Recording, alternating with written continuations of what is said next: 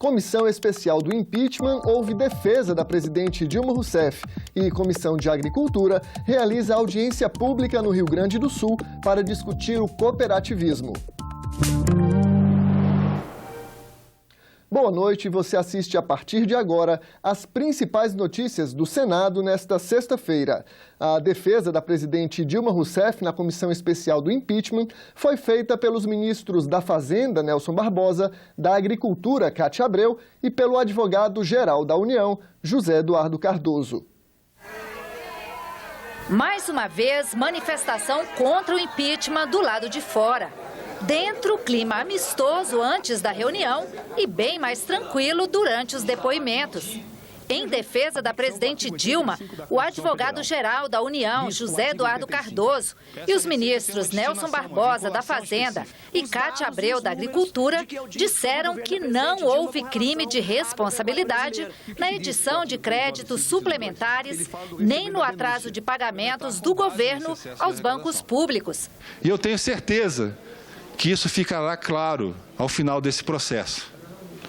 Seja isso agora no Senado Federal, como eu espero, seja isso no futuro, porque com certeza esse processo vai ser objeto de uma análise detalhada pela nossa história. O ministro Nelson Barbosa usou uma analogia para justificar a legalidade dos decretos de suplementação. Quando você vai ao supermercado, você tem uma lista do supermercado que diz lá, você tem tanto para comprar de arroz, feijão, macarrão e ovo. E você tem um volume de recurso no bolso. Você tem lá R$100 no bolso. O orçamento é a lista de supermercado. É no que você vai gastar aquele recurso. O limite financeiro é o quanto você tem no bolso para gastar esses recursos. Ao longo do processo, seja por uma decisão sua, seja por uma comunicação, alguém liga da sua casa e diz, ó, na verdade errei na lista, é melhor você mudar, em vez de comprar macarrão, compra manteiga. Você muda a lista de coisas que você pode utilizar, mas o valor que você pode utilizar continua sendo R$100 no seu bolso. Mesmo recurso usado pela ministra Cátia Abreu e pelo advogado-geral da União para defender que em 2015 o atraso no repasse de recursos do Plano Safra para o Banco do Brasil não foi um empréstimo e não configurou crime. Imagine se nós fôssemos avaliar todas as contas públicas dos municípios do Brasil, dos governos do Estado, quantos atrasos em pagamentos. Semelhante à sociedade brasileira, quem é que nunca atrasou um pagamento nas suas contas, na sua vida? Pergunto, onde está o dolo da senhora presidente da República? Para a configuração do crime de responsabilidade é necessário o dolo. Foi a premissa que parti logo na origem da exposição. Onde está o dolo? O Tribunal de Contas da União, no momento em que foi baixado os decretos, admitia a prática. Mudou de opinião, a partir daí não se fez mais. Onde está o dolo? Má-fé retroativa? Eu dei um exemplo na Câmara e volto a dá-lo. Seria o mesmo que eu andasse numa estrada que tinha lá uma sinalização de trânsito dizendo não ultrapasse 80 km.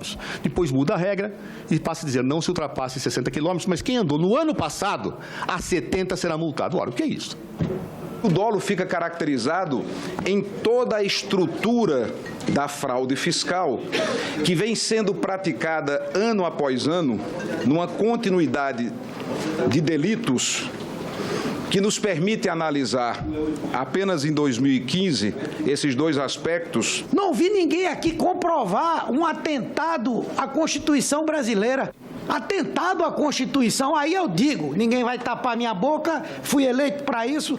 O que é um atentado à Constituição é esse golpe que está sendo perpetrado aqui.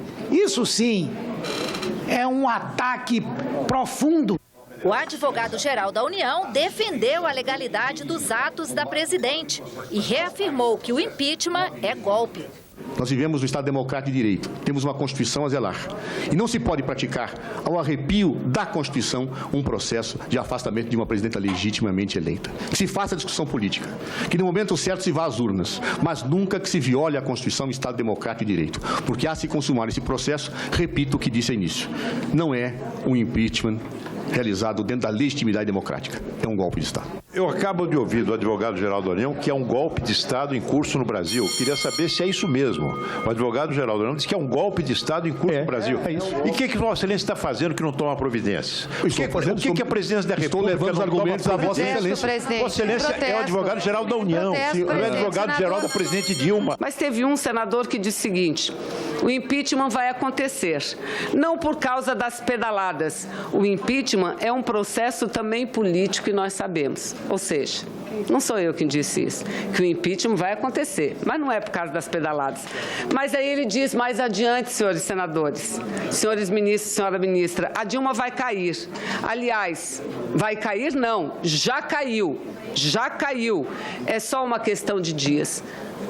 Veja, isso não é só um desrespeito à Constituição, é um desrespeito a todos nós que estamos aqui. José Eduardo Cardoso disse que considera nulo o processo de afastamento da presidente Dilma pelo modo como foi aceito e conduzido na Câmara. O advogado-geral da União também colocou sob suspeição o fato do senador Antônio Anastasia, que é do PSDB, ser o relator do processo aqui no Senado. Independentemente de todas as qualidades que o senador Anastasia tem, é uma questão objetiva.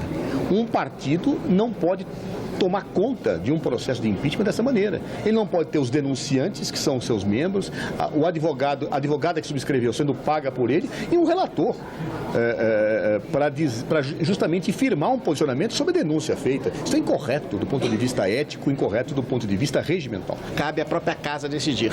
E houve a decisão por larga maioria que não há esse impedimento. E eu volto a dizer aquilo que disse no momento que vou fazer o relatório com base nos requisitos técnicos, com a serenidade, a seriedade, a responsabilidade que sempre caracterizaram o meu trabalho.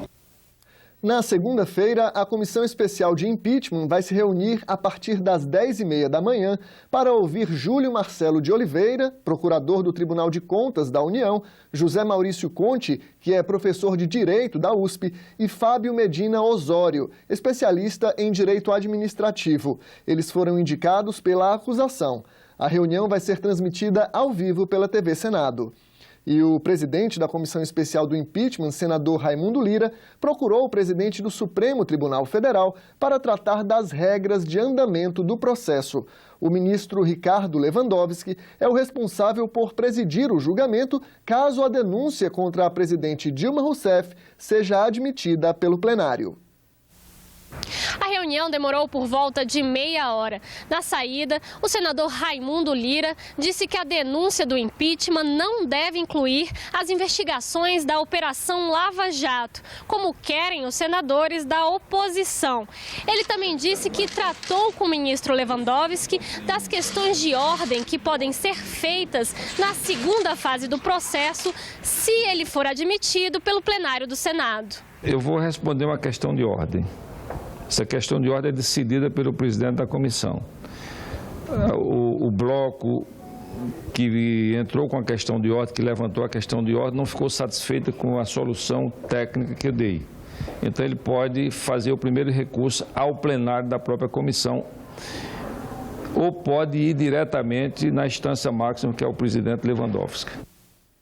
A atuação das cooperativas e a importância desse modelo para o desenvolvimento do país, mesmo em tempos de crise econômica.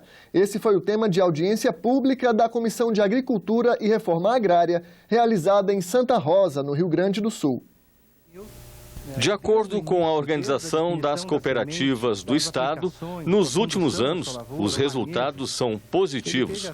O número de empregados cresceu em média 11% ao ano. Já o salário médio é 30% maior do que na iniciativa privada. E apesar do PIB negativo, nos últimos 3 anos, o faturamento do setor teve aumentos entre 9% e 11% ao ano. Isso é um sinal de que o cooperativismo cresce e se fortalece no processo e é uma forma de vencer a crise. Um grande exemplo de que aqui está a solução para a crise, ou pelo menos, se não a solução inteira, uma parte dessa solução. Os participantes da audiência destacaram a importância desse modelo em diferentes setores, como as cooperativas de crédito, de distribuição de energia e agropecuárias. O cooperativismo é um movimento capaz de unir desenvolvimento econômico e bem-estar social. Aquele produtor que era um semeador, hoje virou empresário. E isso tudo se deu muito em função das cooperativas. Outra coisa importante é que os recursos que nós captamos na comunidade é ali que nós o reinvestimos, desenvolvendo assim a comunidade. Começa a tramitar no Congresso mais uma medida provisória. A MP 722 de 2016 libera créditos extraordinários para o Ministério do Esporte. São 80 milhões de reais destinados à infraestrutura dos Jogos Olímpicos e Paralímpicos do Rio de Janeiro. Outros 100 milhões de reais vão ser utilizados pela Presidência da República em publicidade e comunicação institucional. Você terá outras notícias a qualquer momento na nossa programação e também na página da TV Senado na internet. Obrigado pela companhia, boa noite e um ótimo fim de semana.